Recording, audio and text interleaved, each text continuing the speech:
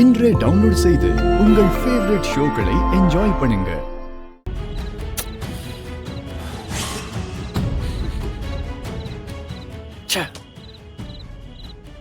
என்னடா சிபி சக்கரவர்த்தி, ரொம்ப பதட்டமா இருக்க போல. ஷாக் ஆகாத. ஆமா, உனக்கு தான் தமிழ சுத்தமா பிடிக்காதுல்ல.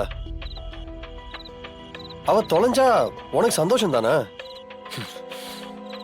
ரொம்ப சந்தோஷமா தானே ஆடிட்டு இருந்த. இப்ப என்ன திடீர் பதட்டம்? நான் ஒன்னும் அவ மேல இருக்கிற அக்கறைகள் தெரியல. பின்ன எல்லாம் ஒரு ஹியூமனிட்டி தான்.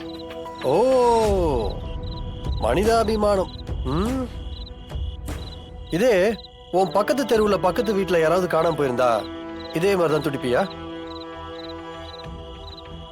ஆமா, உன் கூட சம்யுக்தான்னு ஒருத்தி இருப்பாளே, அவ தொலைஞ்சு போனாலும் இதே மாதிரிதான் தேடிவாடா. இப்ப என்ன பிரச்சனை உனக்கு?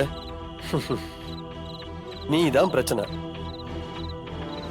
ஏண்டா, மனசுக்குள்ள ஒன்னாவும் வெளியில ஒன்னாவும் நடிச்சு உன்ன நீயே ஏமாத்திட்டு இருக்க?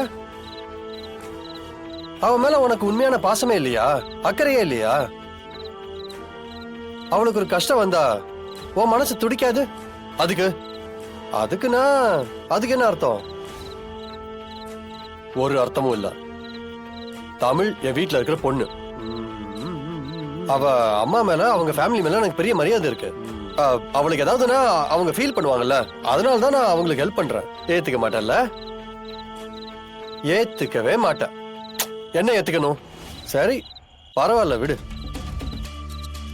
உன்னை பத்தி தான் எனக்கு நல்லா தெரியுமே.